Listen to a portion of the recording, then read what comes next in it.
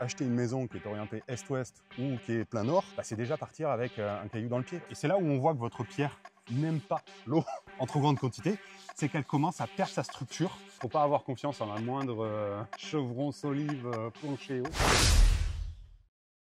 Aujourd'hui, on reçoit la visite de Ben, qui nous fait l'honneur de venir faire le tour de notre domaine. Donc, c'est un spécialiste en fait de l'autonomie, qu'est-ce qu'on peut dire? Ouais, c'est ça, ouais. J'ai un bureau d'études spécialisé dans la conception de maisons Ouais. autonomes. Il vient nous conseiller, nous épauler sur notre projet. On va faire une première vidéo, on fait le tour du domaine et ce sera l'occasion pour nous de vous expliquer tout le projet avec les dépendances, etc. Et je pense que tu reviendras et on se focalisera sur le manoir. On parle économie d'eau, on parle énergie. Économie d'énergie, isolation, gestion des apports solaires, l'énergie gratuite aussi. Ouais. Et comment on compense tout le reste qu'il faut, du coup le chauffage, Ouais. l'électricité, l'eau. Donc surtout Comment, dans des maisons un peu particulières comme ça. Je te cache pas qu'on t'attendait un peu comme le Messi là. On a plein de questions. On a trop de questions et je pense que ça va trop vous intéresser. C'est parti.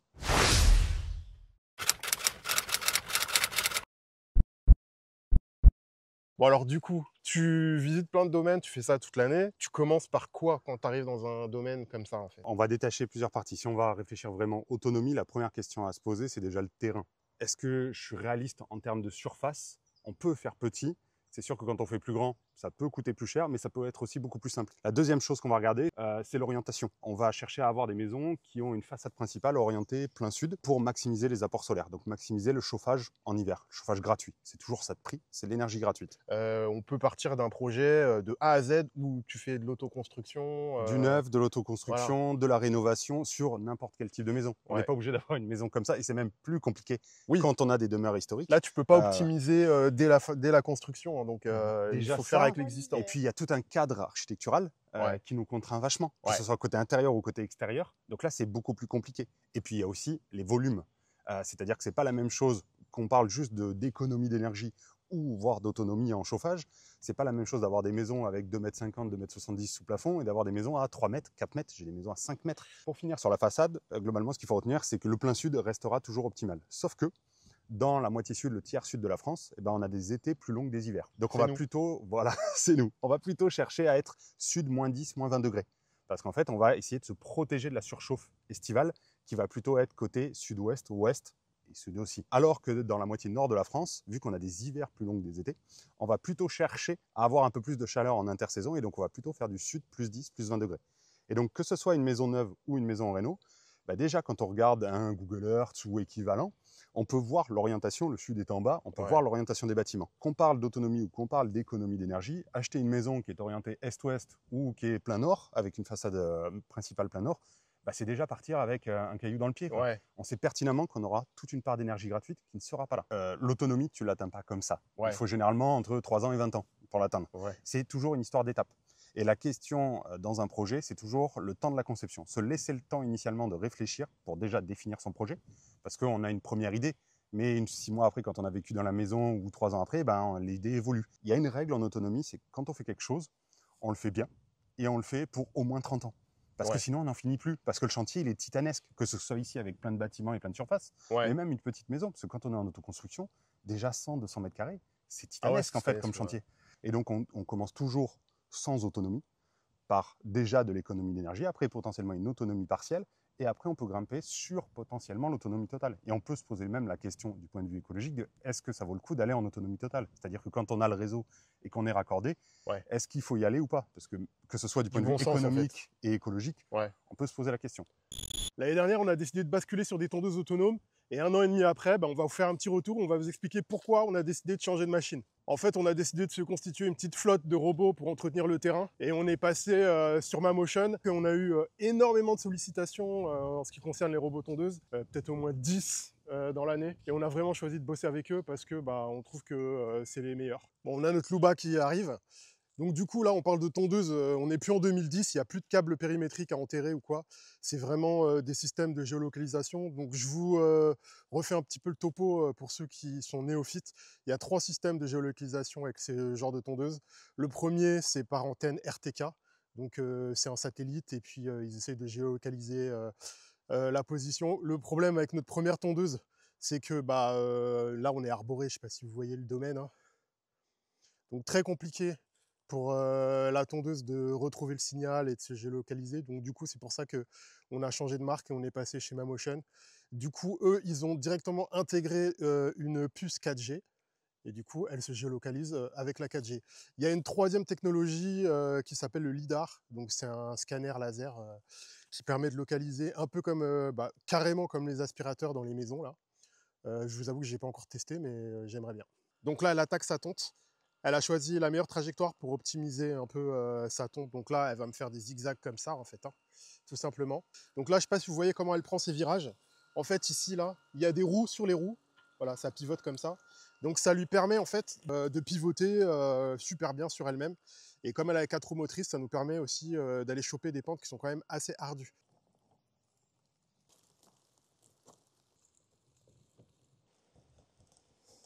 Du coup, avec le système 4G, plus besoin d'avoir un endroit hyper dégagé pour qu'elle se géolocalise.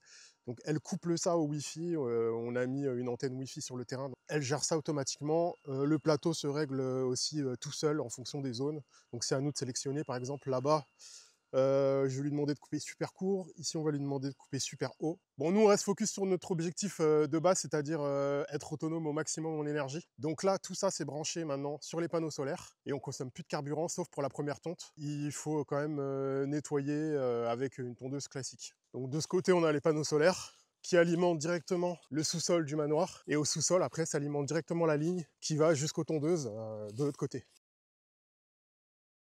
Bon bah voilà pour ce premier topo sur la Luba. On est hyper content de travailler avec Mamotion, on les remercie de sponsoriser nos vidéos. Voilà, je répète encore que c'est vraiment un choix, c'est pas par dépit, c'est pas par... voilà, on a eu des propositions de toutes les marques, on a vraiment choisi de bosser avec eux parce que nous on estime que c'est les meilleures machines sur le marché. On vous reparlera un petit peu de comment on s'organise avec les 2 tondeuses, pour l'instant on en a que 2. Le but en fait c'est de gérer tout le domaine et de ne plus avoir à m'en occuper, sauf pour les points vraiment problématiques. Allez, retour à la vidéo, ciao.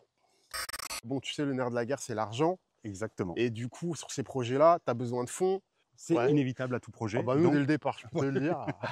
Donc, en fait, il faut tout de suite se poser la question de se dire, bon, bah, en fait, on va peut-être pas se concentrer sur la maison s'il n'y a pas d'urgence de structure et autres et de survie du bâtiment. Et on va se concentrer sur d'autres projets qui pourront générer de l'argent pour que, bout à bout, on arrive à s'en sortir à la fin. Parce que quand ces projets-là seront finis et qui généreront de l'argent, on arrivera à faire les suivants.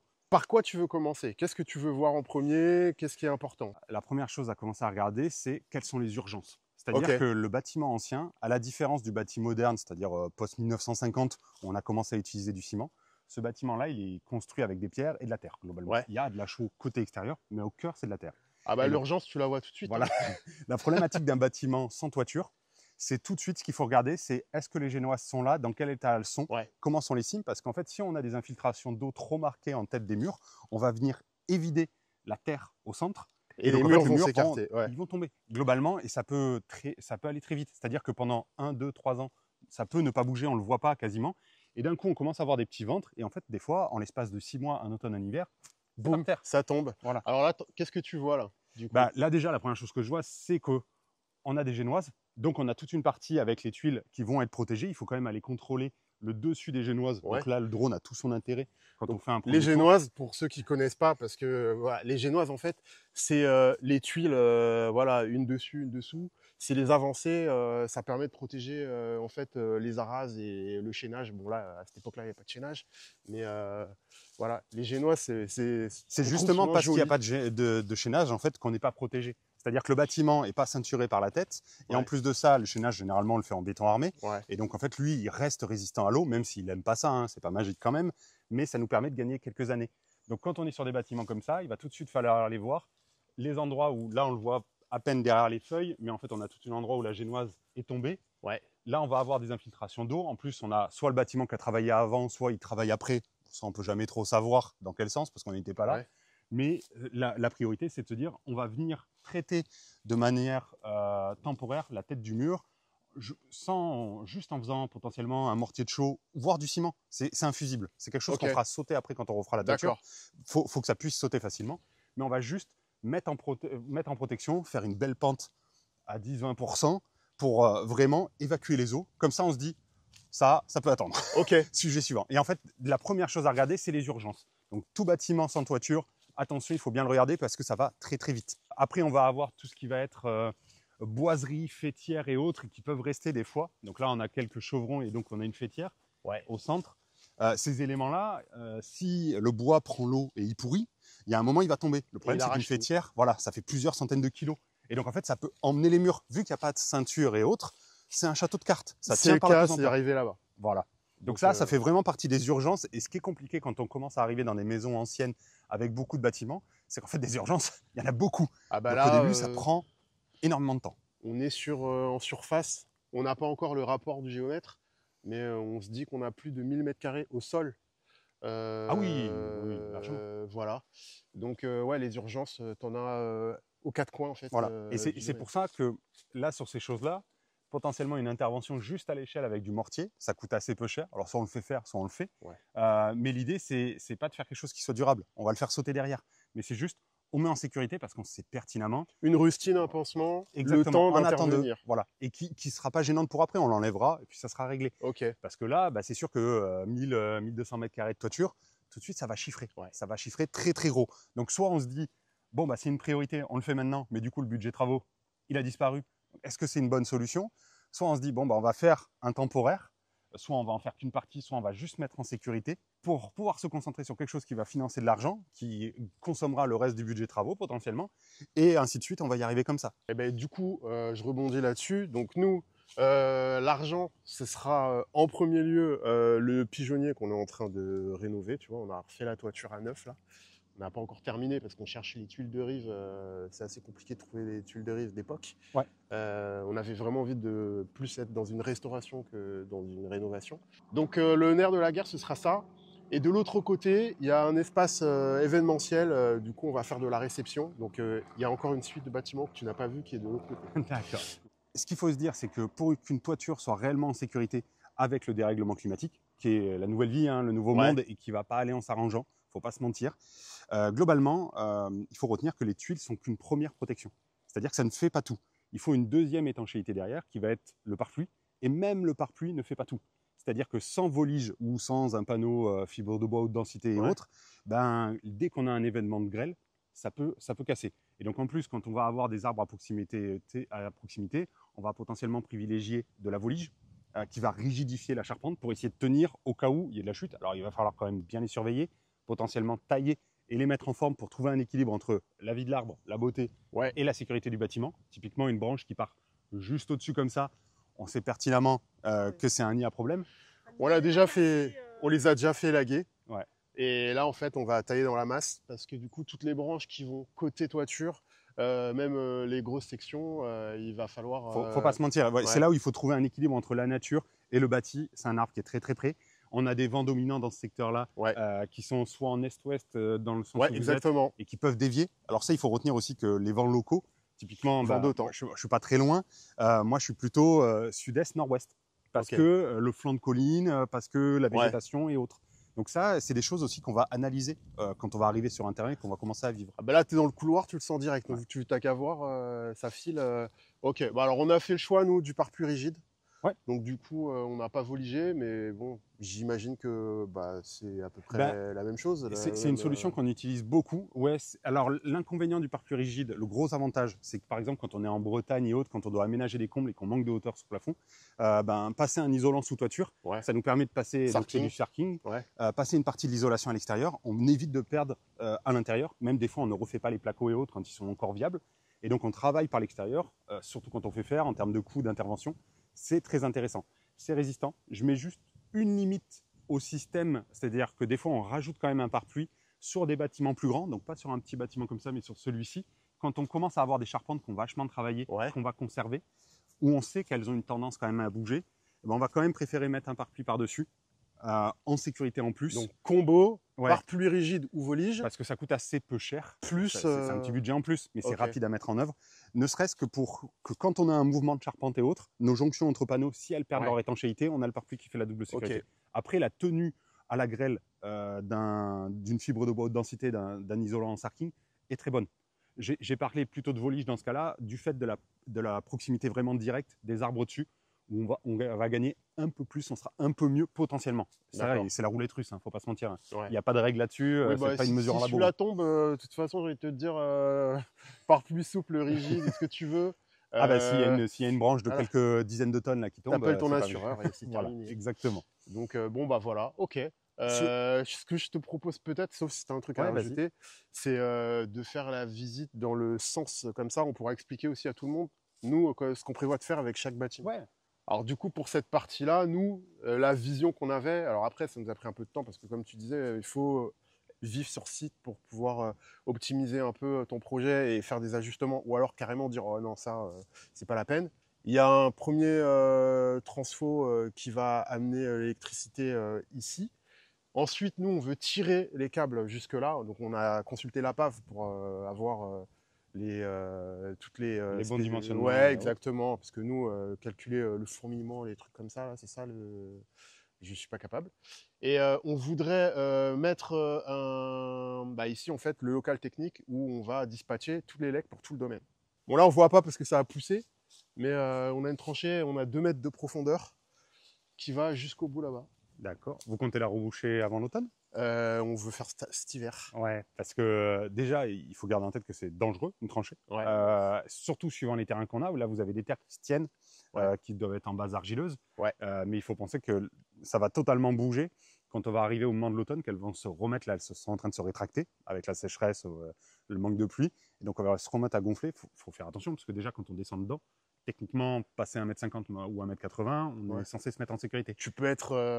Ouais, tu peux être enseveli. enseveli. Voilà. Parce que là, en plus, le tas est très proche. Ah oui. Et, donc, il y a tout le poids. Donc, il faut garder en tête que normalement, une tranchée, quand elle est ouverte, elle est refermée. Ok. C'est très dangereux. Bon, bah... Donc voilà, donc ça fait partie globalement des priorités, même si ça en fait plein. Donc quand on attaque quelque chose, il faut déjà réfléchir à quand est-ce qu'on va le fermer, ou sinon comment on va le mettre en sécurité entre les deux et autres. Et surtout, dès qu'on fait une tranchée, globalement, il faut prendre de la marge, c'est-à-dire passer des gaines en plus et autres, parce que le projet est ce qu'il est à l'heure actuelle. Demain, eh ben, il va peut-être avoir évolué, on voudra un peu de lumière là, on voudra un peu d'eau là-bas, etc. Donc généralement, on passe toujours un peu plus d'attente. Soit on a tout défini en amont en conception. C'est pour ça qu'on t'attendait pour la refermer en fait. On attendait voir ton expertise. Hein. Ça fait un an qu'elle est ouverte. Ah bah oui, non mais et franchement, c'est du fait des terres que vous avez qu'elle se tient bien. Ouais. Vous seriez en terre sableuse, elle serait par terre, Ouais. hein, il n'y aurait plus rien déjà. Hein. Donc ça, Bon, il faut le on a de savoir, la il y a chance. des terrains, voilà, il y a des terrains où c'est plus simple que d'autres parce que les terres se tiennent mieux. Ça, c'est des Bah, contraintes financières, hein, parce que c'est parce qu'on a revendu la Mipel, on s'est dit vite, on fait les tranchées. Ouais. Mais entre-temps, on n'a pas eu les sous pour passer les câbles électriques, et voilà. Ouais, messieurs les banquiers, est-ce qu'on vous en remet une On vous remet un taquet ou pas là dans la vidéo? Faites-nous un crédit. Ouais. Bon bref, tout Donc ça ça- pour dire que l'idée là, c'est de tout faire d'un coup. C'est-à-dire qu'on ne va pas réouvrir des tranchées à chaque fois qu'on va faire des travaux. Donc là, on s'est dit, on fait la tranchée jusqu'au bout. On va commencer par passer l'assainissement. Donc forcément, on a 70 mètres jusqu'à là-bas. Donc il nous faut 1,42 m de pente. Puisque voilà, on est sur du gravitaire. Hein. Et ensuite, on va passer les arrivées d'eau. On a un puits là, on a une source là-bas, ça va être super intéressant d'en parler avec toi. Ouais. Le but, ça va être de dispatcher en fait des points de collecte d'eau sur le terrain pour qu'on puisse faire évoluer le projet au fur et à mesure pour l'eau de source. Et on a un compteur d'eau là-bas que pour le manoir et un compteur d'eau ici pour les dépendances. Donc là, il y a aussi une autre problématique dont on peut parler, c'est que on fait du privé et du pro. Ouais. Donc il y a aussi toutes les questions fiscales qui rentrent en ligne de compte. Alors je dirais fiscal et même ERP. Exactement. Là, si vous allez accueillir du public, surtout avec la partie événementielle, il faut être conscient que c'est pas du tout le même monde. Exactement. C'est-à-dire que les réglementations dans le privé, les normes et autres, sont ce qu'elles sont, plus ou moins contraignantes. Elles le seront beaucoup plus dans la partie qui accueille du public. Donc sectoriser les choses est vraiment primordial parce qu'il n'y aura pas les mêmes règles là-bas. C'est ça. En termes d'incendie, en termes de contraintes diverses, ça va être beaucoup plus coûteux. Donc le choix de faire un local technique qui redispatche sur toutes les parties et autres est très judicieux. C'est surtout qu'en fait, on va travailler avec un tableau principal et des tableaux secondaires. Exactement, parce qu'il faut aussi, en même temps qu'on définit le projet sur les différentes utilisations qu'on va faire dans les différentes travées, parties d'un bâtiment et des bâtiments, il faut réfléchir d'une certaine manière au phasage. C'est-à-dire qu'on ne peut pas tout faire en même temps, ce n'est pas magique. Et globalement, ça ne sert pas à grand-chose de tirer des câbles et surtout tirer des tableaux secondaires à des endroits où on sait qu'on n'y touchera pas avant 10 ans. Le matériel va s'user pour rien, c'est pas en protection, c'est pas protégé et autres. Donc ce qu'on va faire potentiellement juste, c'est envoyer une gaine vide en attente et on tirera derrière, tirer le câble potentiellement, mais bien le protéger des UV et autres. Et on va faire des tableaux secondaires par travée qui nous permettront, quand on arrive, de travailler cette travée. Ça permet aussi, Ouais. si ça saute d'un côté, ça saute pas de l'autre, ça permet aussi de réduire les câbles. Parce que là, on est sur des belles longueurs quand même. Des centaines de mètres. Voilà, il faut quand même jouer l'économie. Ouais. Parce que ça prend des proportions tout de suite. Le cuivre, c'est pas donné. Donc là, tu vois, on étudie, c'est pour ça aussi que c'est très très long, parce qu'on étudie aussi cuivre, alu. Ouais, mais si tu passes sur de l'alu, ouais, c'est moins cher. Mais par contre, tu as tout, des trucs auxquels on pense pas. C'est les adaptateurs pour passer du cuivre à l'alu, ça coûte une fortune. L'alu, bah, du coup, les sections sont doubles. Manipuler ça à deux, Sans engin. sans engin, c'est sur des longueurs comme ça, c'est juste hyper compliqué. En autonomie, déjà, la première règle, c'est qu'on a entre 30 et 50% de la réponse déjà dans ses mains, sans Ouais. avoir dépensé d'argent. C'est réellement de quoi j'ai réellement besoin. Est-ce que je suis prêt à m'adapter? Et donc, typiquement, c'est sûr que sur des contraintes événementielles ou des contraintes de location, gîte et autres, on sait qu'on va avoir des personnes qui n'auront pas la même mentalité que nous, donc qui seront potentiellement beaucoup plus consommatrices. Pour autant, surdimensionner tout, bah, ça coûte une fortune. Ouais. Parce que tout de suite, les cuivres, les alus ou cuivres, hein, sont surdimensionnés. Alors, c'est sûr qu'un électricien ou un fournisseur va faire le dimensionnement à la sécurité, en bureau de contrôle encore plus. Parce qu'on ne veut pas prendre de risques. Alors, il ne faut pas prendre de risques, hein, je ne dis pas ça pour autant, mais il faut juste bien se poser la question de se dire, est-ce que réellement je vais avoir besoin de consommer autant à cet endroit-là? Parce que surtout si un projet veut tendre vers l'autonomie, il va falloir rationaliser les consommations, surtout en hiver pour l'électricité. C'est vrai que l'été, c'est un peu la fête. On a un ensoleillement en plus dans le sud de la France qui est énorme. Donc, on n'a pas de grand problème en autonomie 8 mois de l'année, 10 mois de l'année même. Pour autant, bah voilà, ça a plein de conséquences. Rationaliser, que ce soit l'eau, l'électricité, les besoins en chauffage, eh ben, c'est rationaliser derrière plein de choses, plein de câbles et de sections, et donc beaucoup, beaucoup d'argent. Parce qu'on parle vite en milliers d'euros là. L'idée, nous, c'est de faire pour tout ce qui est la partie accueil, enfin notre projet pro, c'est de ne pas viser du tout l'autonomie, c'est de faire comme si il n'y avait pas ce projet.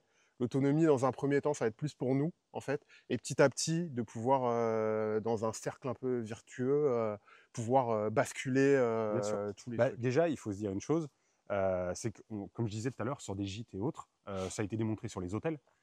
Quand des personnes sont dans un hôtel, ils consomment beaucoup plus d'eau que chez eux, Ouais. et beaucoup plus d'énergie, de chauffage et autres. C'est un peu plus exubérant. Et bien ça, malheureusement, on ne peut pas faire autrement. Donc parmi les rationalisations, on peut déjà se poser la question, même du point de vue commercial, de quand est-ce que réellement on va se servir de ces bâtiments-là. C'est-à-dire qu'un gîte, concevoir un gîte pour qu'il soit loué l'hiver, il faut vraiment se poser la question de est-ce qu'il y a la clientèle? Est-ce que ça va être réellement rentable de maintenir en chauffe des bâtiments pour juste les louer de temps en temps?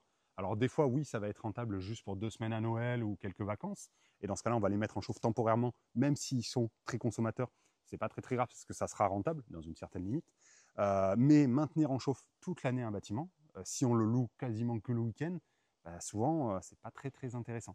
L'inconvénient là, c'est que dès qu'on fait de l'événementiel, on a besoin d'un triphasé, on a besoin de puissance, surtout pour la partie cuisine et autres, souvent. Alors, pour t'expliquer un peu le projet, on avance et je t'explique bâtiment, section par section, comme ça tu vas peut-être plus te rendre compte. Ouais. Alors du coup ici, dans la première section, donc à côté, c'est entre guillemets le local technique. Ouais. Nous, l'idée, ça va être de transformer cette partie en atelier, de profiter de cet arcade-là. D'accord. Donc je vais pouvoir installer mon matériel, etc. Typiquement, il va falloir intervenir dans pas longtemps. Parce que là, c'est là, il y a un vrai problème. Tout à l'heure, on parlait des faîtières qui tombaient et qui abîmaient les murs, mais là, on peut parler de toutes les poutres principales du plancher qui, justement, en chutant, ont emmené une partie du mur. Donc là, on est typiquement sur un pignon où il va falloir voir avec un maçon et un charpentier si on peut le garder. C'est-à-dire que dans le bâti ancien, des fois, il faut soit se poser la question, quand on a beaucoup, beaucoup de bâtiments, hein, bien sûr, il faut se poser la question des fois de se dire, bon, bah, celui-ci, en fait, on va le faire tomber. Ok. Parce que dans l'aménagement et autres, on va perdre, c'est toujours triste de perdre une surface, c'est toujours triste de perdre une architecture, mais pour autant, des fois, il vaut mieux se concentrer et sauvegarder ce qui est sauvegardable et ce qui est trop abîmé, des fois, se dire, bon, bah non, en fait, on va le faire tomber. Est-ce qu'on le rebâtira en structure bois ou autre demain? Alors, c'est pas le même prix et autres, mais il faut l'envisager parce que il faut bien savoir que c'est à la conception qu'on peut encore se poser des questions dans tous les sens. Il n'y a pas de mauvais scénario. Il y a juste des avantages et inconvénients à chaque scénario. Donc, typiquement, un bâtiment comme ça, il faut être réaliste. Il va y avoir gros de reprises. Soit on agit très vite pour maintenir cette structure en place, on vient la stabiliser avec un chaînage et ça passe. soit on va commencer à avoir des ventres ici qui vont commencer à nous dire, bon, bah, en fait, on sait qu'on a toute cette partie, il faut la tomber. Donc, est-ce que potentiellement, on va faire un chaînage, mais à un niveau en dessous, plutôt au niveau des portes, là, à 4 mètres et quelques, 5 mètres. Et on sait que la partie du dessus, en fait, on va vraiment soit modifier l'esthétique, soit rebâtir, mais peut-être en ossature pour retravailler. Ça, Alors, malheureusement, c'est tomber des choix, sous la fissure ça faire peut un arriver repli. là. Et Ouais. en fait, il faut faire la balance économique entre est-ce qu'on va arriver à tout refaire en passant par-dessus, ça serait toujours le top hein, en soi, Ouais. et toujours le plus beau, parce qu'on conserve les arches et autres, enfin l'arche, ou se dire, bah non, en fait, on va jouer la sécurité, on va redescendre d'un niveau, on remontera ou on restera plus bas, mais juste pour mettre en sécurité ce qui est encore conservable plus facilement, à moindre coût. Et ça, moi, généralement, j'ai envie de dire, il faut l'étudier. Hein. Alors, ça s'étudie soit en conception avec un architecte, un ingénieur structure, mais déjà, ne serait-ce que faire venir un charpentier, faire venir un maçon pour faire des devis et avoir leur avis d'expérience. Alors, il faut trouver des professionnels spécialisés du bâti ancien, parce que là, on n'est pas sur du moderne. Alors le C'est un charpentier, comportement. il me dit que il a sa petite idée pour qu'on puisse Arriver à faire l'équilibre. à faire le truc. Alors je te montre juste à côté. Ouais. Donc là, typiquement, tu vois, tu as l'ancien pressoir, la voiture de je ne sais pas qui.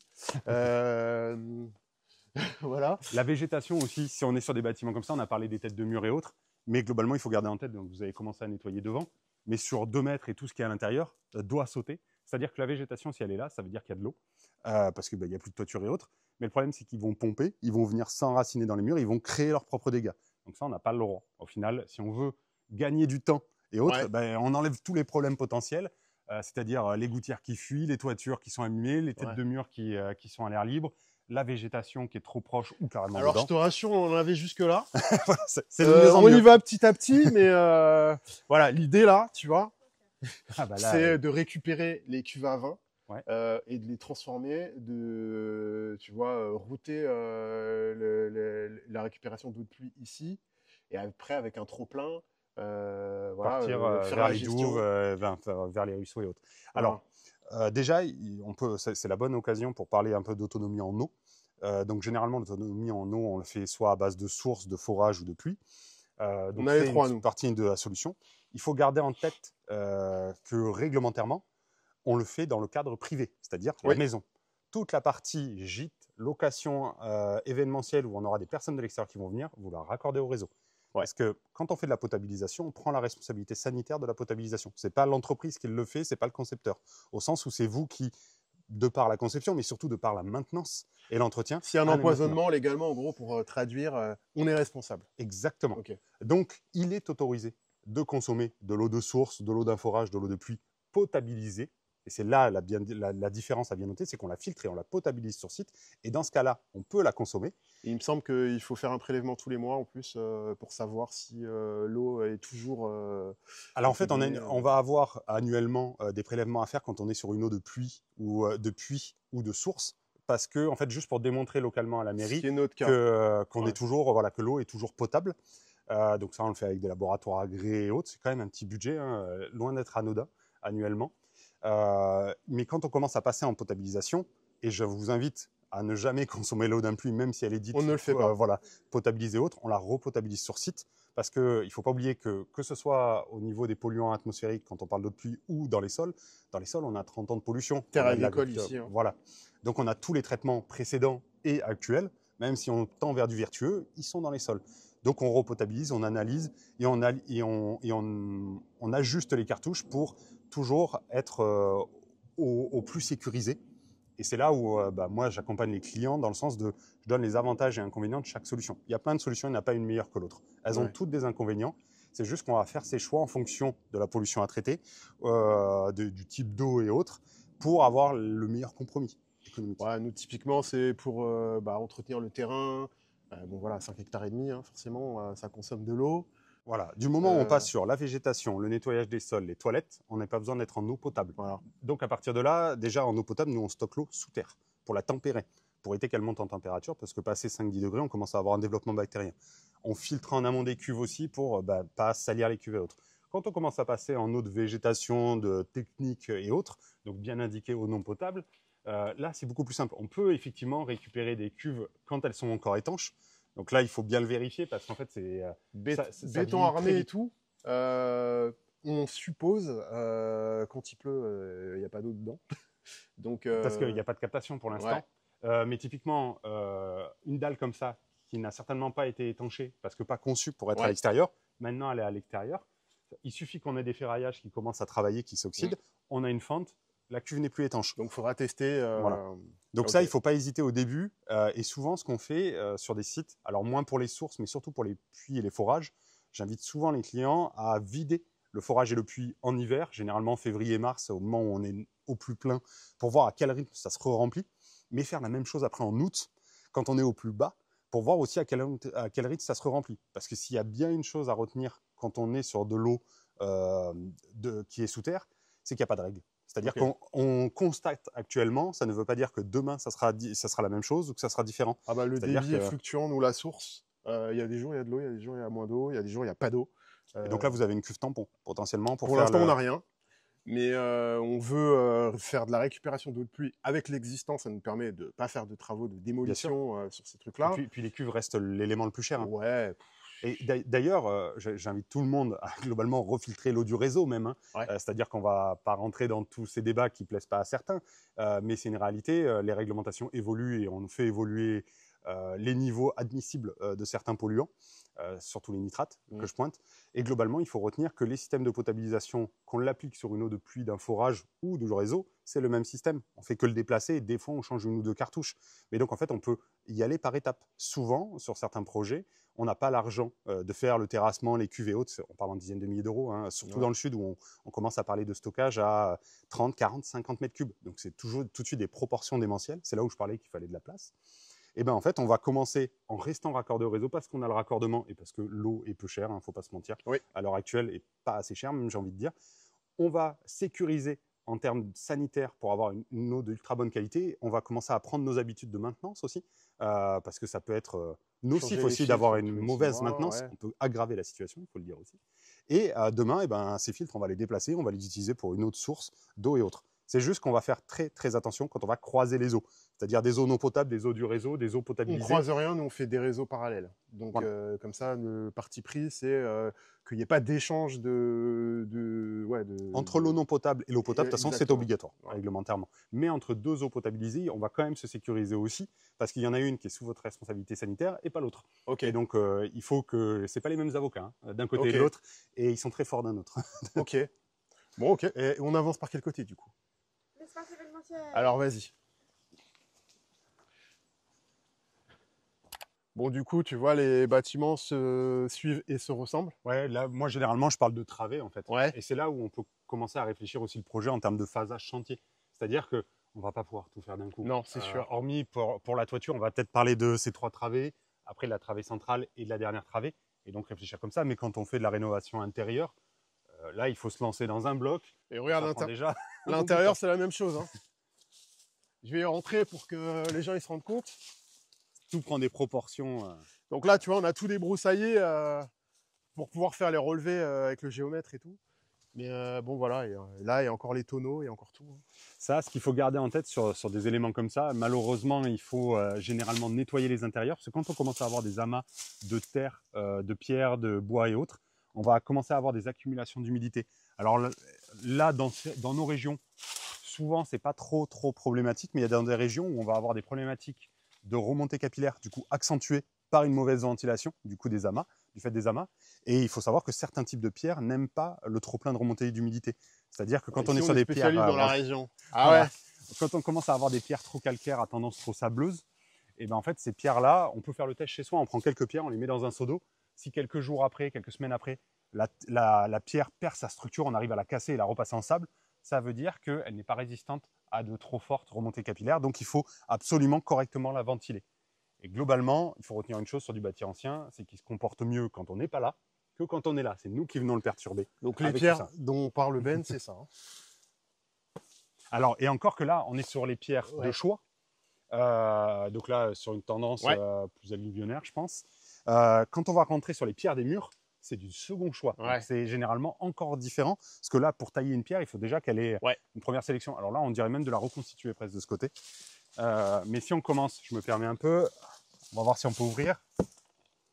Alors, on ne va pas pouvoir. Là, si on commence à la regarder, celle-ci,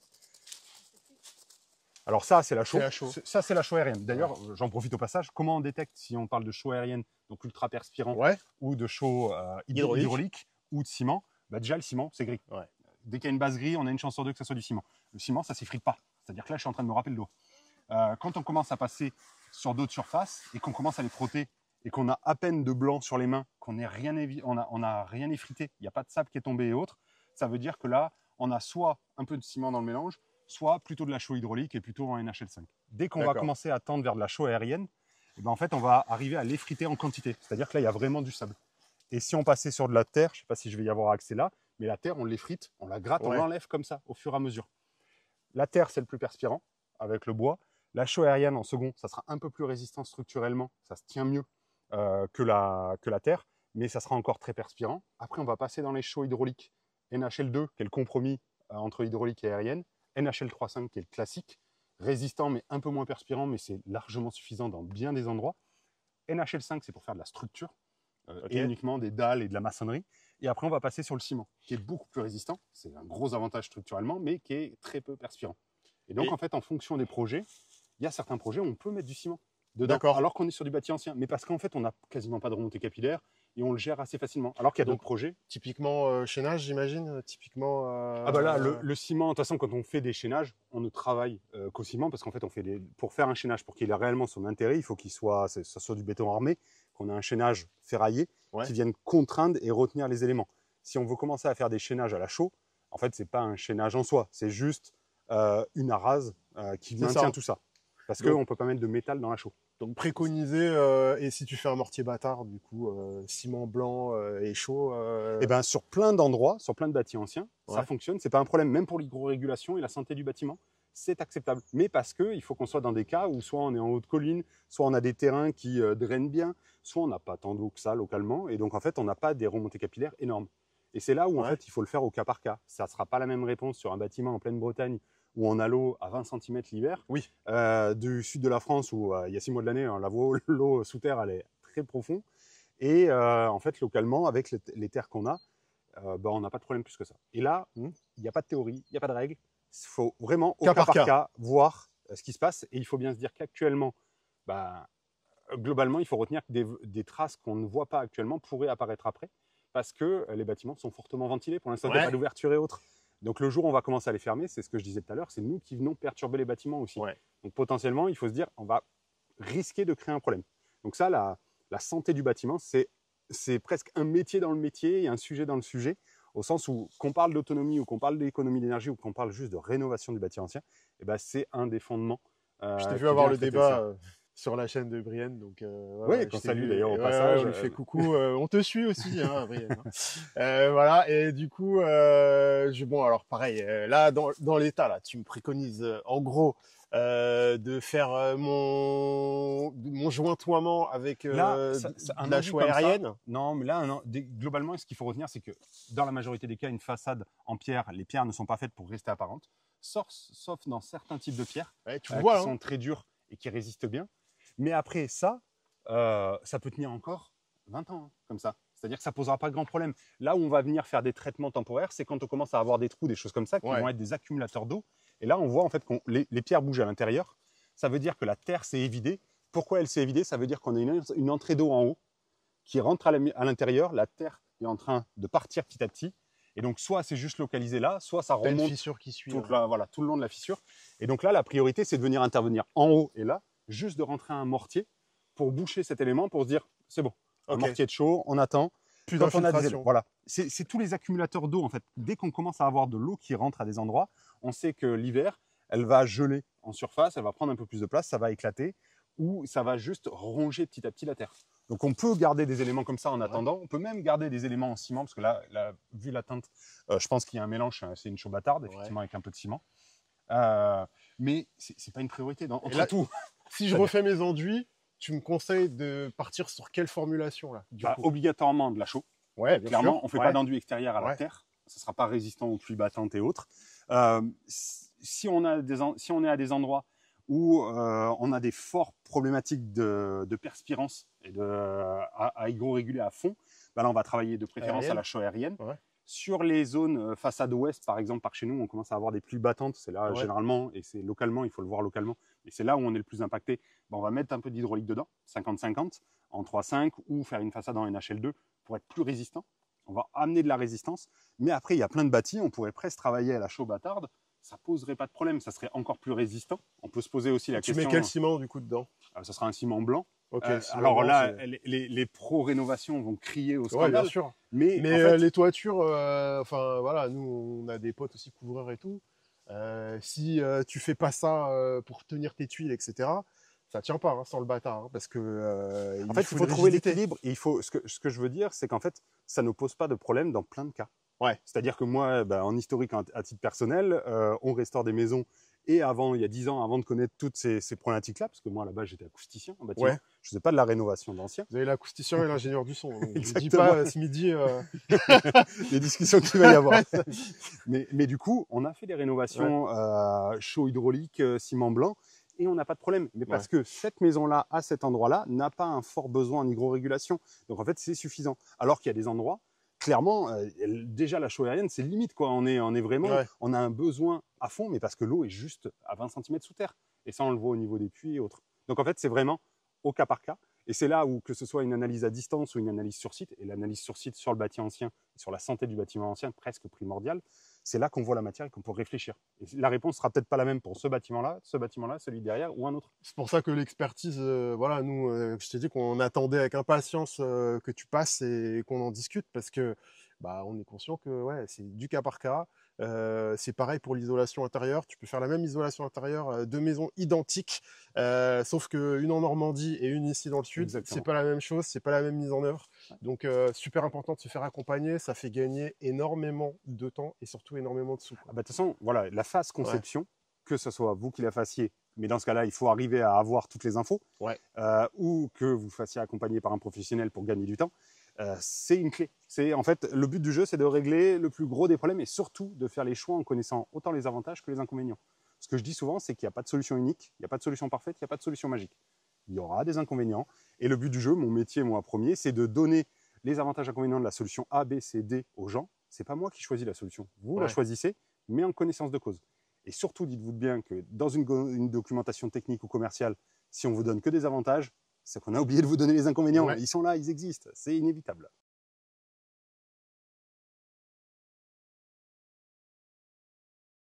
Alors, je t'ai fait revenir un peu en arrière dans les bâtiments, parce que j'en profitais tout à l'heure, on parlait de faire des petites reprises temporaires dans l'urgence pour mettre en sécurité. Mais là, typiquement, on est sur une autre configuration. C'est qu'on commence à pouvoir rentrer, on va pas tarder à pouvoir traverser le mur à un moment. Donc là, ça veut dire qu'il va falloir agir. Donc là, il y a une reprise à la chaux, quelques pierres qui vont devoir rentrer.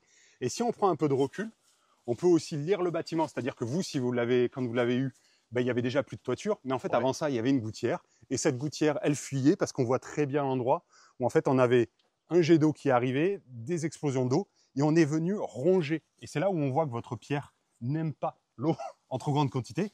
C'est qu'elle commence à perdre sa structure. On arrive à la réduire en sable petit à petit et elle est érodée par l'eau qui tombe. Donc là, typiquement, c'est des zones où on va faire une reprise locale, mais on ne va même pas chercher. Il faut absolument, on est sur des pierres qu'il faut protéger avec un enduit plein et pas de joints de pierres apparentes. On ne va pas avoir de pierres apparentes parce qu'en fait, elles se corrodent. Elles n'aiment pas ça.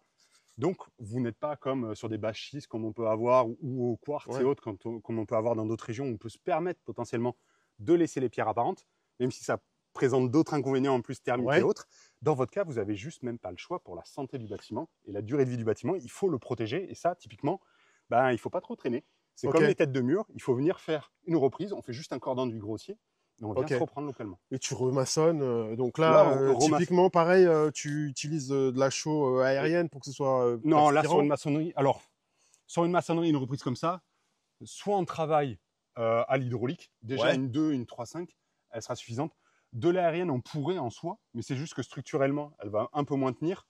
Et là, ce qu'on va essayer de faire, c'est de la rigidité. C'est de la rigidité, Donc, je préférerais travailler à l'hydraulique en 3,5 quand on travaille dans des trous comme ça, en aplat, plutôt en 2 comme ça. On sait qu'on ne prend pas trop de risques. C'est-à-dire qu'on ne sait pas encore l'hygrorégulation nécessaire du bâtiment et il est ventilé dans tous les sens. On n'en est pas encore là. Et comme ça, on sait qu'on a fait un corps d'enduit qui reste perspirant quand même, mais qui reste résistant.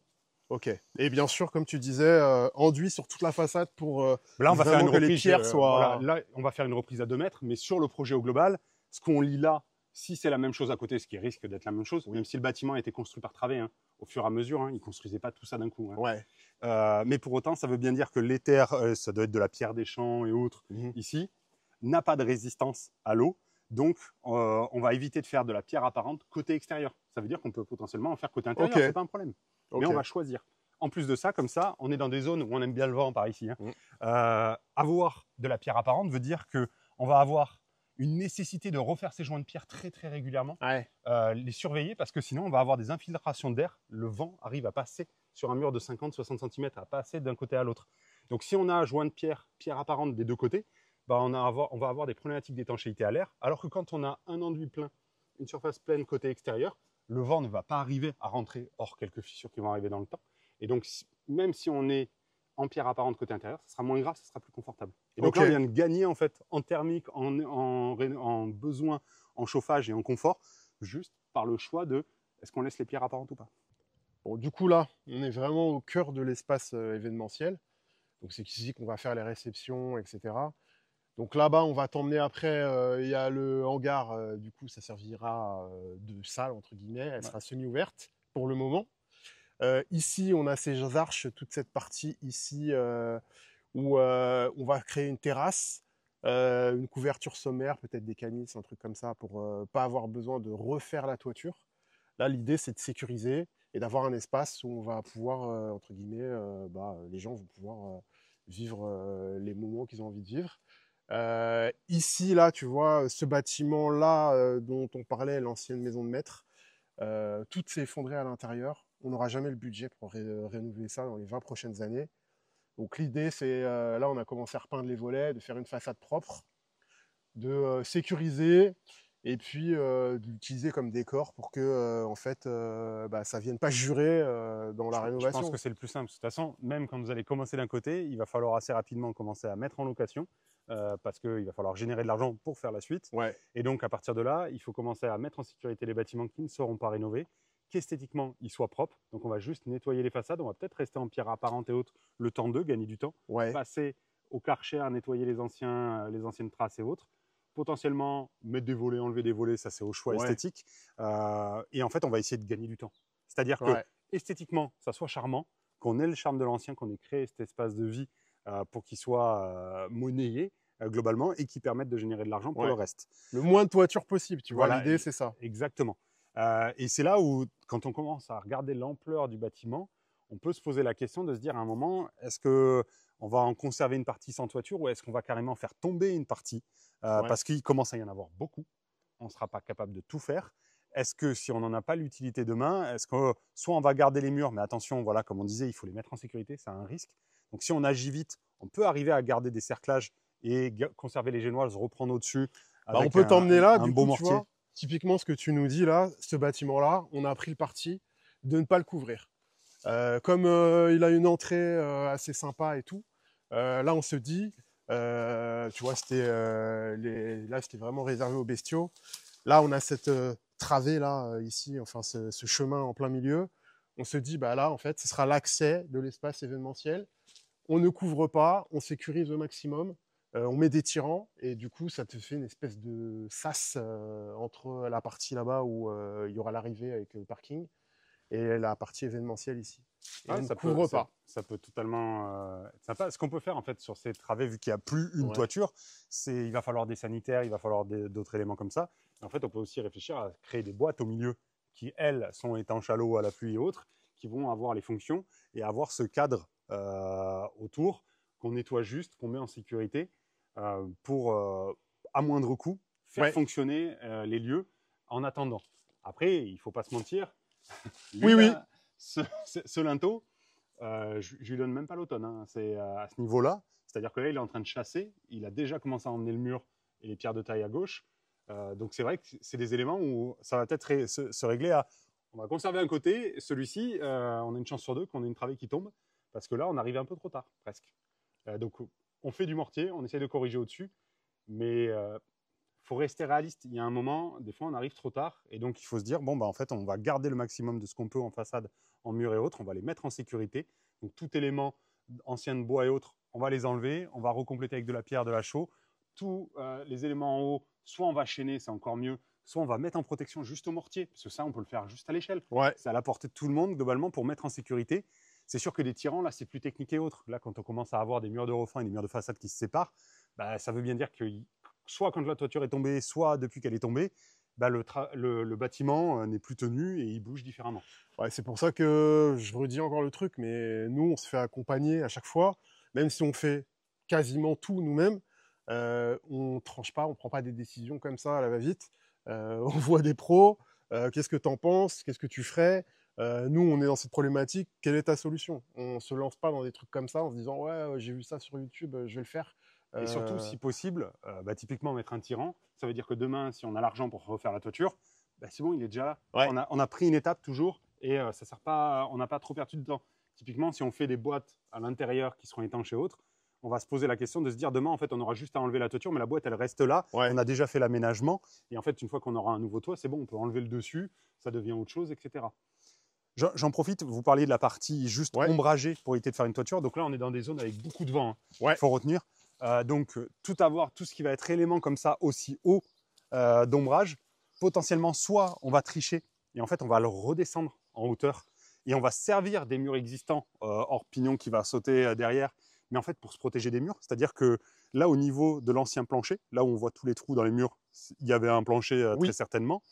Et donc, en fait, on va plutôt faire un ombrage à ce niveau-là, un peu plus bas. Comme ça, on est protégé des murs, des vents. Donc, ça veut dire que tous nos systèmes de protection ne vont pas s'arracher.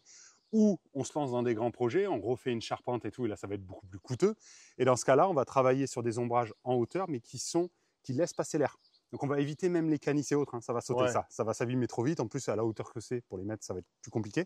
On va faire plutôt une charpente et on va faire un système de lames en bois qui empêche que tous les rayons d'été, donc au-dessus de 50 degrés jusqu'à 67, 68 degrés, soient bloqués. Et pour autant qu'entre chaque lame, l'air passe. Comme les pergolas bioclimatiques. Exactement, mais sauf qu'on va passer en lame fixe parce qu'on ne va pas s'amuser à aller mettre un mécanisme là-haut. Donc ça, c'est différentes possibilités. Il est clair qu'à moindre coût, ça va être plutôt des pitons et des toiles tendues d'ombrage qui vont être dans la structure un peu plus bas pour pas qu'elles prennent le vent, qu'elles soient protégées. En tout cas, dans un premier temps, et après, chaque année, on évolue, voilà. On upgrade le truc. Bon, voilà, là, c'est pareil, tu vois. Ici, on va faire un bar. On s'est dit que dans la partie... voilà, là, il y avait déjà une charpente. On va garder la pente. Juste le fait de créer une toiture, ça va nous permettre aussi d'accéder facilement au bâtiment, à la toiture du bâtiment juste derrière. Tu vois, donc peut-être commencer par ce bar, avoir un accès facile à toute la toiture, etc. Et pouvoir aussi sécuriser toute cette partie et intervenir. Il y a aussi l'aspect, entre guillemets, logistique. Des fois, ça rentre en ligne de compte dans les travaux. Alors, pour les accès au-dessus, ça aide un peu, mais vu l'étendue, ça ne va pas aider de beaucoup. Au final, c'est-à-dire que là, quand on refait une toiture comme ça, s'il y a réellement de faire charpenter toiture, faut pas se mentir, hein, c'est soit Manitou, soit grue, et là, on est presque à la grue. Hein, à ce niveau-là, tellement c'est grand et les pièces sont les pièces de fêtage et autres vont être lourdes. Alors l'idée, c'est en fait, le premier bâtiment qu'on va rénover de toute la travée là, ça va être celui qui est là-bas à l'extérieur. Mais l'idée, c'est comme ça, on fait tout en même temps, les deux toitures en même temps, et après, effectivement, on sera obligé de toute façon d'avoir un télescope. D'étendre petit à petit.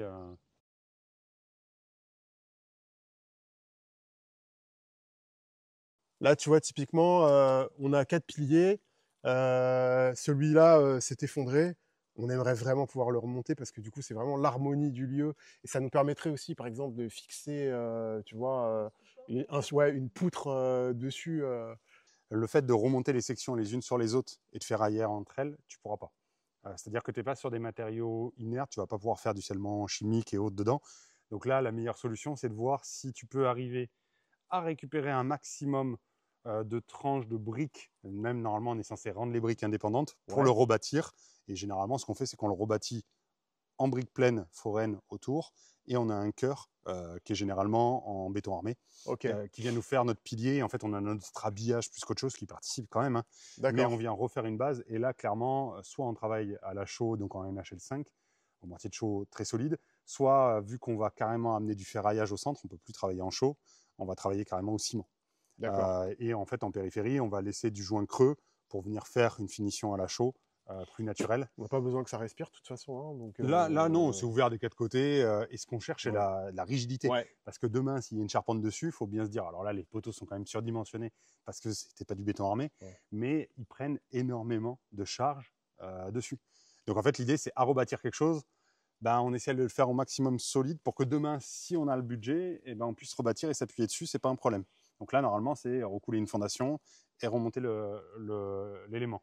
Mais ça, on pourra le savoir que quand on commence à essayer de récupérer les briques, voir si on y arrive, parce qu'elles sont quand même montées avec un mélange, je pense qu'il a été remonté ce poteau, hein. Ils sont pas d'époque, c'est-à-dire qu'ils ont, là si on regarde on voit derrière, bien, hein. voilà, ouais, il y a plusieurs générations, et ceux-là ils ont dû tomber une première fois et être refaits.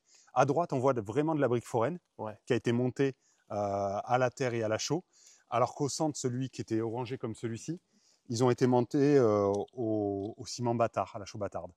Parce que le mélange se tient bien. Pour autant, on ne peut pas y aller y mettre une ferraille là-dedans. On n'aura pas de scellement chimique, ça ne va pas suffisamment bien se tenir. Donc ça, pas certain qu'on arrive à récupérer des briques là. Potentiellement, on va essayer d'en récupérer à d'autres endroits et de rebâtir à cet endroit-là. En plein milieu en fait, de l'espace événementiel, on a cette mare. C'est un point d'eau. Là, elle est à sec parce qu'on est en plein été. Mais l'hiver, c'est déjà arrivé qu'on soit inondé, qu'on ait de l'eau partout. Ouais, naturellement, vous avez la nappe qui remonte en hiver. Et en fait, c'est de la source quasi intermittente. Exactement. Tu as toute la faune. Tu as des canards, tu as les grenouilles. Enfin, vraiment, il y a beaucoup de vie. Nous, l'idée, ça aurait été, étant donné que y a l'eau qui remonte naturellement, de faire un puits de décompression là-bas. Comme ça, on peut récupérer l'eau. Il y a un trop-plein qui va tout à l'égout derrière. Donc ça, c'est pareil, on peut le router pour récupérer l'eau. Et peut-être comme là, on a commencé en fait à remettre la terre qu'on évacue des dépendances. On la met ici pour pouvoir en fait faire des niveaux, avoir des paliers. Et l'idée serait peut-être de mettre une bâche EPDM. Ce qui est compliqué, c'est qu'en fait, soit on va faire une mare ou une piscine naturelle, et donc on va étancher, mais du coup on va bloquer la remontée capillaire, au final, enfin la remontée de la nappe en période hivernale. Globalement, ce qu'il faut retenir avant de remplir de terre, c'est qu'il faut avoir un schéma de l'ensemble du cycle de l'eau et de ce qu'on veut en faire. C'est-à-dire qu'on peut potentiellement se dire, bon, en fait, on va faire une mare très profonde, mais avec des sorties faciles pour que des animaux, des humains et autres puissent partir et sortir de là facilement. Et on va pomper dedans en partie. Mais dans ce cas-là, il faut quand même que ça soit étanché pour que l'été, on ne perde pas cette eau. Parce que si elle se vide d'elle-même, ça ne marche pas. Soit on va se dire, en fait, on va la réduire de surface et en profondeur. Et en fait, on va profiter naturellement qu'il y ait déjà un trou et qu'on ait une partie des réseaux anciens qui reviennent vers là pour stocker de l'eau.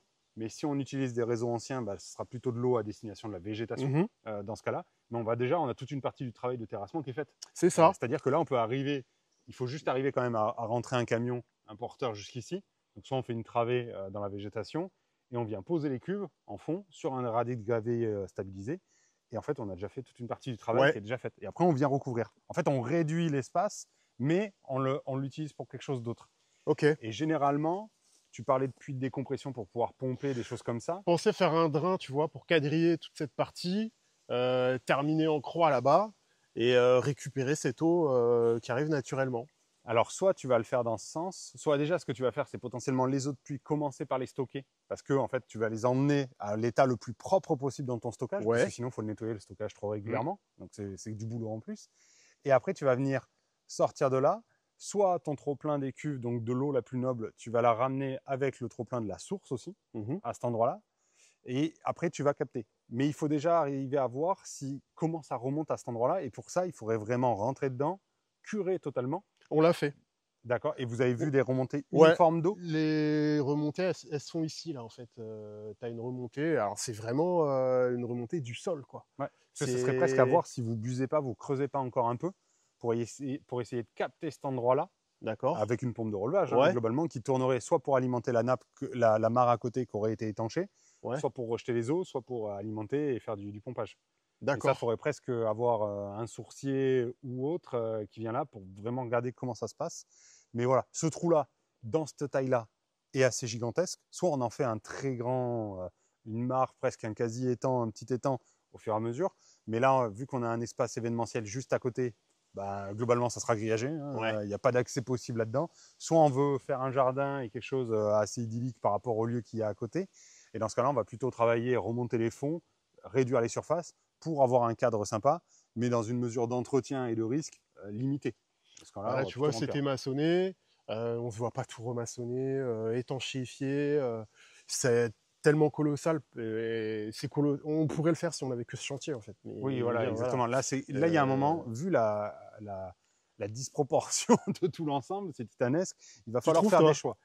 Je Ben, trouve que pour un c'est grand. projet, soit vous êtes 100 et vous arrivez avec une armée Ouais, et 2 millions d'euros, ouais. soit vous êtes en autoconstruction avec des budgets réduits et il va falloir choisir. Donc là, on est dans un moment où il faut presque se dire, est-ce qu'on garde réellement ce bâtiment-là? Est-ce qu'on le tombe ou pas? Est-ce que c'est pas plus rapide, plus simple d'avoir des étendues et de se concentrer aux endroits où ça a vraiment de la valeur, où on fait de la façade fermée mais esthétique pour laisser à demain.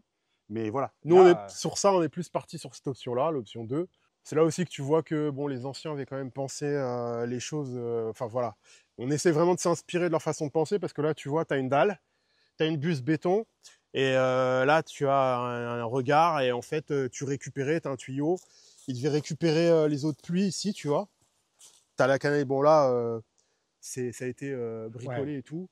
Mais globalement, ce qu'il faut. l'idée, ce serait de refaire un truc dans ce sens-là à neuf. Voilà, en fait, il faut pas se mentir, vous allez rien récupérer de tout ça. Ouais, C'est-à-dire que c'est en trop mauvais état là, c'est plus fonctionnel. ouais, Dans tous les cas, vous auriez, même si un réseau est existant dans une maison, si on cherche à faire de l'autonomie en eau avec de la potabilisation, on va même pas chercher, on va refaire les réseaux pour que tout soit nickel, ouais, parce que les contrôlé dimensionnements en plus, ça correspond plus du tout, quoi. exactement. Et Ouais, en plus, nous, on veut en termes sanitaires. C'est-à-dire ouais, qu'on veut vraiment rentrer l'eau la plus propre possible et la mieux filtrée avant le stockage, ne serait-ce que pour avoir moins de maintenance, mais surtout pour la qualité qui s'enchaîne derrière. ouais. Parce que si on emmène une eau polluée, de manière fécale ou autre, ou bactérienne dedans, et ben en fait, on va avoir des développements qui vont s'accélérer, etc. Ouais. Donc globalement, là, vous ne vous posez pas trop la question. Après, comme tu l'as dit, les anciens faisaient bien les choses, il y avait une réflexion, c'est-à-dire que toute maison, globalement, était alimentée par son forage, son puits, son eau de pluie. On réfléchissait ces choses. Il y a la modernité qui a créé les réseaux communs, mais dans ces cas-là, il va falloir bien réfléchir en terrassement. On parlait de la tranchée qui était encore ouverte de l'autre Ouais. côté. Ben, c'est exactement ça. C'est un moment, on va passer des eaux usées, mais on va aussi passer des eaux de pluie, on va aussi passer de l'eau qui viendra sous pression pour la végétation, qui viendra sous pression pour la potabilisation, pour de l'eau potable pour les gîtes et autres. On passera des gaines vides, parce que demain, il y a du solaire là, il y a du solaire Ah ouais. là ou autre, et il va falloir ramener l'énergie dans un sens dans l'autre. Bon, on a un sujet, alors pas de discorde avec Christelle, mais on n'arrive pas à... À passer à l'acte. On Regarde. coupe. Pardon. Non? Bah oui, c'est ça. Moi, je veux le couper, Il maintenant, je faut, veux le garder. globalement, Ouais. il ne faut pas se mentir. Quand on est près d'un bâtiment, à moins de 5 mètres, il ne doit pas y avoir d'arbres. Là, dans certains éléments, on voit des figuiers pousser à l'intérieur. Là, on voit qu'il vous reste des traces d'arbres et d'arbustes à ces niveaux-là. Ça fait 3 ans qu'on essaye de le couper, je l'ai déjà coupé 3 fois. Je peux pas l'arracher parce que sinon on va arracher toute la Les racines maçonnerie. sont sous les murs, donc on ne Euh, peut pas les arracher. Tous ces éléments-là, on va être obligé de les couper à ras Ouais. et de les recouvrir. Soit on va y mettre un broyade résineux pour essayer de les détruire un peu. On va surtout bâcher pour que ça pourrisse. Ok. Il y en a qui vont utiliser Donc là, de je le coupe l'ortie, à du ras purin et autres. et je le bâche. Ouais. En fait, tu vas essayer de le détruire. Le figuier est l'un des plus compliqués à enlever. Ah ouais. C'est-à-dire que s'il est là, ça veut dire qu'il y a de l'eau. Et donc, ici, il est heureux. Malheureusement, on ne peut pas faire autrement. Voilà, il faut absolument bien bâcher, peut-être mettre des gravats un peu au-dessus, Ouais. localement, pour juste le forcer à ne plus avoir d'oxygène, plus de lumière, et essayer petit à petit, ça prendra quelques temps, Ouais, mais c'est quelques pas années, grave. pour l'avoir à la longue. Et globalement, il faut retenir qu'il ne faut pas d'arbres près d'un bâtiment. Ça vient pomper le trop-plein d'eau l'été. En plus, là, on est sur des terres argileuses, il me semble. Ça veut dire que autant l'hiver, on a plein d'eau, c'est pas un problème. Ouais. Autant l'été, il faut surtout pas enlever trop d'eau parce que sinon, on va accentuer le retrait gonflement Ouais. d'argile. Et donc, en fait, on accentue les mouvements. Et c'est pour ça aussi que la vie moderne fait que des bâtiments qui ne bougeaient pas avant bougent maintenant. D'une part, du fait du dérèglement climatique. Donc, on a des zones et des sécheresses qui s'étendent encore plus. Et d'autre part, parce que, en fait, on entretient mal, on n'entretient pas assez nos proximités de murs et nos bâtis anciens. Alors qu'est-ce que tu fais de mon prunus là? Pareil, hein, tu couperas hein. Beaucoup trop On près. coupera. Et c'est dur triste, de prendre la décision parce que tu vois l'abondance. Je sais pas si Christelle Ouais. t'arrive à. C'est. Alors peut-être ce que tu vas faire avant, c'est que tu vas essayer de. On en a 10 comme ça sur le terrain. Voilà. S'il y a un moment, il faut faire des choix. C'est-à-dire que quand il y en a de partout, faut être stratégique. Tout ce qui abîme et tout ce qui porte préjudice au bâtiment, on n'a pas le choix. Il serait 2 mètres plus loin, on commencerait à négocier. Ouais. Après, si c'est vraiment des Il n'y arbres a pas de exotiques, négociation, Doudou. Tu gagnes. Tu gagnes. Ouais. c'est malheureux. Après, on peut essayer de les garder, mais dans ce cas-là, on va essayer de les retailler, de les tenir le plus petit possible, parce que plus ils sont grands, plus ils ont des besoins Ouais. en eau, plus ils vont aller chercher loin. Après, sur un arbre comme ça, on peut essayer de négocier en le tenant petit. Sur un figuier, il n'y a pas de négociation. Ouais, et puis là, là, on le voit pas, mais tu as l'odeur aussi. Tu sens, hein, Oui, ça sent bon. ça sent la liqueur. Hein. Voilà. Donc bon, alors par contre, on a le pote qui est passé hier là, il nous a dit, ouais, mais quand vous avez trop d'abondance comme ça, vous prenez une cuve, vous mettez tout dedans, vous laissez pourrir, et on va faire de la Mirabelle, quoi. Hein, et comme ça, on aura la cuvée 2025. On va tester. Donc là, on commence à voir un peu l'étendue et à chaque fois qu'on tourne la tête, on voit un nouveau bâtiment ou une nouvelle charpente qui est par terre. Donc on est passé de l'autre côté des dépendances. Tout à l'heure, on était côté espace événementiel. Et entre deux coupures de caméra, en fait, le débat commençait à se dire, ouais, mais est-ce qu'il vaut mieux que le traiteur il soit là? Est-ce qu'il vaut mieux qu'il soit là ou là? Est-ce qu'il vaut mieux refaire cette toiture ou celle-ci avant? Il y a un moment, on peut se faire accompagner par des professionnels et ça aide. Mais clairement, c'est un conseil que je donne à tout le monde, que vous soyez accompagné ou non. Faites, généralement, je dis sur une maison. Pour une maison déjà, faites au minimum 3 scénarios diamétralement opposés. C'est-à-dire que dans votre cas, ça sera peut-être 9, 10, 20. Mais pour l'instant, en gros, il faut vous forcer à voir des choses et à réfléchir les choses différemment. Tout à l'heure, je vous ai dit, la première toiture de la travée, vous refaites celle-ci, comme ça, vous commencez à faire de l'habitable, à faire l'atelier et à pouvoir stocker là-bas à l'abri. Ça en fait une, déjà. Là, on est en train de dire, le traiteur, plutôt ici. Quelles sont les conséquences, avantages, inconvénients de ce choix-là? Ou juste avant, 2 minutes avant, je vous ai dit non, plutôt dans la travée derrière, et vous faites le bar, le traiteur à côté. Et comme ça, on refait une toiture, on mutualise. Il y a, pour l'instant, à l'étape à chaud comme ça, pas de solution évidente. Parce que le projet, il est complexe, il y a beaucoup de bâtiments, il y a beaucoup d'urgences, donc il n'y aura jamais une réponse simple et directe. Ouais. Donc il faut en fait faire des scénarios et se forcer. C'est vraiment le travers qu'on a généralement particulier, c'est qu'on ne se force pas assez à aller voir des choses auxquelles on n'aurait pas pensé. Je dis souvent, il ne faut pas réfléchir en fonction de l'argent, pour commencer. L'argent, c'est la question à la fin, parce que bien sûr, il faudra bien payer. Mais au départ, il faut déjà savoir si la solution sert à quelque chose. Ouais. Mon métier de tous les jours, c'est de dire, si vous faites ça, oui, ça va coûter tant, mais surtout, ça va vous apporter ça comme avantage, ça comme inconvénient. Ça pour cette solution, ça pour cette solution.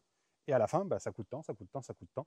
Au moins, on choisit en pleine connaissance de cause. Si on commence à réfléchir par l'argent au départ, on est à peu près certain, dans plus de 3/4 des cas, de passer à côté de la vraie bonne solution. Ouais. Bon, alors là, typiquement, dans cette dépendance, tu vois, on va refaire la toiture et tout. Ouais. On réfléchit à des solutions pour faire les dalles. Ouais. Alors, il y a tout ce qui est classique, qu'on connaît, le béton, etc.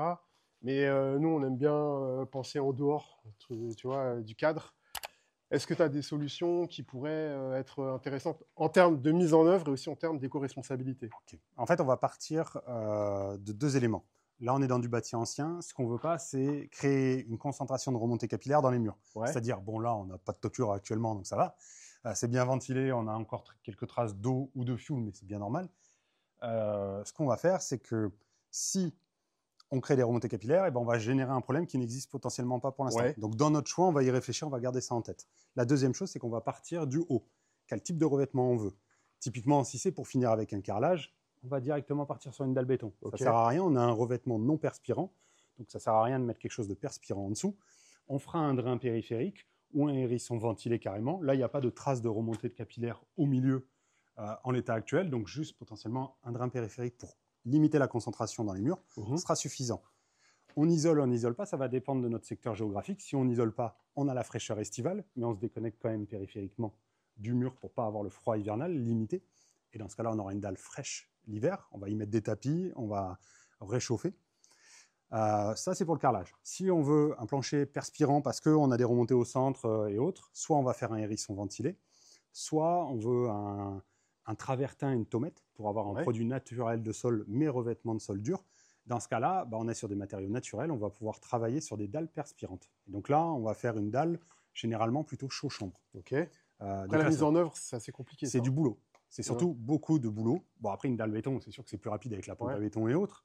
C'est du boulot, mais l'avantage, c'est qu'on aura une dalle, en fait, qui reste connectée au sol, mais qui est légèrement isolante quand même. Okay. C'est pas ultra performant, parce qu'en fait, on a mis un minéral dans l'isolant. La chêne-vote, le chanvre, c'est l'isolant.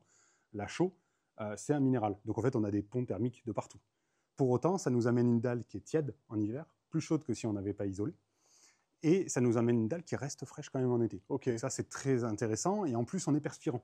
Donc on ne perturbe pas trop, on ne concentre pas. C'est possible quand on n'a pas trop de remontée capillaire au centre. Sinon, on va devoir faire un hérisson ventilé quand même. Ok. Ça, tomate et travertin. Après, on va avoir tout ce qui est plancher en bois massif, Ouais. qui peut être très rapide à mettre en œuvre comme ça. Et donc là, ça va dépendre si on fait intervenir une entreprise ou si on le fait soi-même. Si on fait intervenir une entreprise, il va falloir passer par la dalle béton en dessous. Même le chaud-chanvre est hors DTU et autres. Donc en fait, ça n'existe pas. C'est que des techniques anciennes qui ne sont pas réglementées dans le cadre actuel. Donc qui n'est pas compris sous une décennale. Donc ce que tu me dis, c'est que en fait, dès que tu vas partir sur un parcours hors DTU hors norme DTU, actuelle. la mise en œuvre, les artisans ne sont pas couverts pour ces travaux-là. Exactement. Donc ils refuseront, quoi qu'il arrive, de te faire ces... Tu as quelques maçons à l'ancienne qui acceptent de le faire parce qu'ils ont toujours vu ça dans le bâtiment. On a toujours fait ça, ça fait des centaines et des centaines d'années. Et ça a toujours très bien fonctionné. Un bâtiment pierre, techniquement, on n'a pas le droit de le rebâtir. Il n'est pas conforme aux normes. Il ne respecte pas les normes actuelles. On l'a accepté parce qu'il est là et il tient debout. Par magie, il y a d'autres techniques possibles. Donc si on est avec un artisan, si on fait faire, on doit rester dans le cadre de sa décennale parce qu'en même temps, sinon il n'est pas couvert. Donc c'est à lui du moins qu'il doit rester dans ce cadre-là. Donc si on fait un parquet massif par un artisan, il va être obligé de couler une dalle dessus pour servir de support. Pour autant, les anciens faisaient du parquet sur terre battue et ils tenaient, on a des traces de parquet qui ont plus de 100, 200 ans sur terre battue. Et si on est en autoréalisation, là on peut sortir techniquement des normes actuelles, en sachant qu'un bâtiment ancien n'est pas dans les normes actuelles. Alors, il n'y a aucun chaînage et autres, donc ça ne respecte rien de ça. Les anciens faisaient des parquets sur terre battue.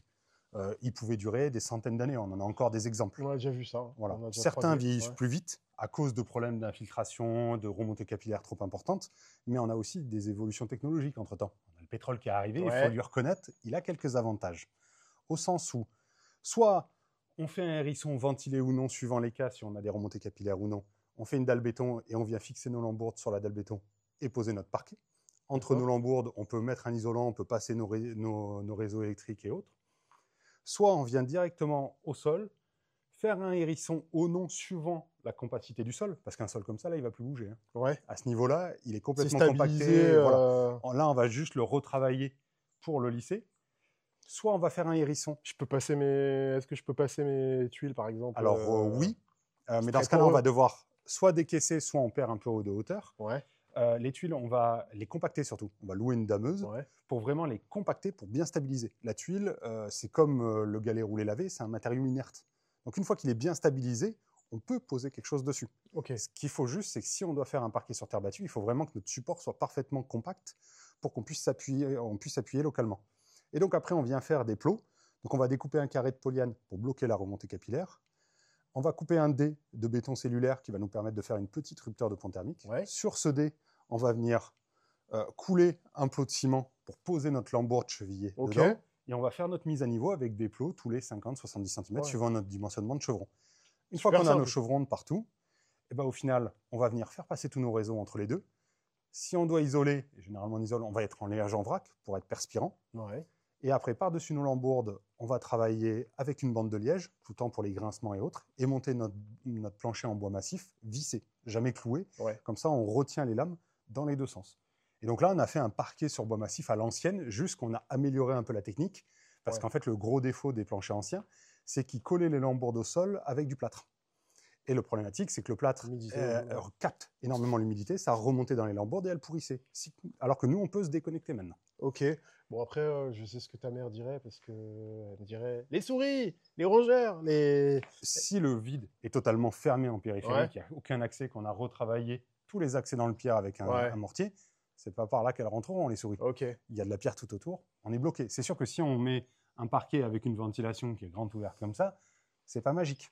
Donc tu mets une grille anti-rongeur, etc. Enfin, S'il y a une ventilation, mais là, ça ne sera même pas un vide sanitaire en dessous. Les anciens faisaient des parquets sur vide sanitaire pour gérer l'humidité, mais nous, si on fait déjà un hérisson compact, ventilé ou non, suivant les cas, et qu'on a toute la gestion d'humidité par l'extérieur, et qu'on a une VMC mécanique pour gérer notre propre humidité future de notre mode de vie moderne, il n'y aura pas de souci. Et si on a des entrées d'eau au milieu, là, on va réfléchir différemment. D'accord. Et là, qu'est-ce que tu ferais? Tu mettrais tes plots en béton cellulaire directement sur le sol et ensuite balancer ton hérisson entre les... Non, tu fais d'abord le hérisson, comme ça tu le compactes bien, Ok. tu l'homogénéises bien et tu le T'as stabilises une bien. doc qui tu sens bon, je pense. Ouais. Et après, tu viens poser, une fois que tout ça c'est compacté, tu peux faire ton maillage et venir poser tes plots. Ok. Et la dernière solution, donc on a parlé de carrelage, de travertin, tomate, de parquet. La dernière solution, ça va être tout ce qui va être lino, stratifié et autres, qui sont des filières sèches pour aller plus vite. Et dans ce cas-là, soit on va faire le choix de couler du béton pour poser après notre stratifié Ouais. sur un isolant ou non. On peut mettre notre isolant sous la dalle aussi et faire une chape Ok. sur directement un hérisson qui est bien stabilisé pour le coup. Ou on peut aussi faire la technique du parquet sur l'embourde, mais en fait avec un panneau et après notre lino ou notre stratifié.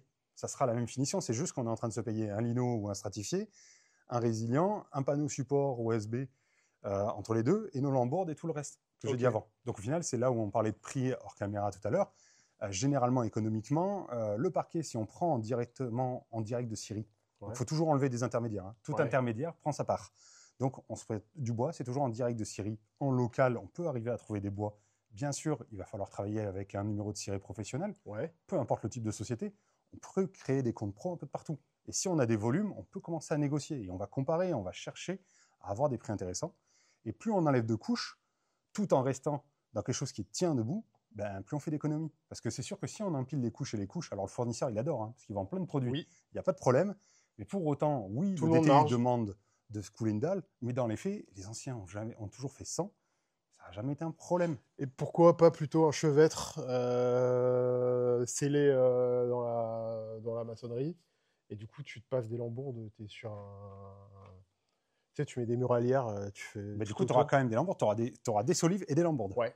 Donc ce sera pire. Ah oui, en fait. oui, effectivement. Et là, tu vas créer un vide sanitaire. Ouais, ça va être dans le cas où on a vraiment des remontées capillaires et on veut créer un plancher isolé. Donc là, on crée un vide sanitaire, soit on le crée en parpaing, un plancher entre vous avec un aglo, avec un polystyrène si on veut être isolé, et une dalle de compression au-dessus et tout. Soit on va faire un plancher bois suspendu, et donc on va faire une muralière, mais en fait qui serait une fondation en long green, béton, globalement en périphérie, et on va venir poser des solives sur lesquels on posera des lambourdes, sur lesquels on posera du parquet. Donc en fait, on est en train d'enlever 60 cm. Ouais. Ah ouais, voilà.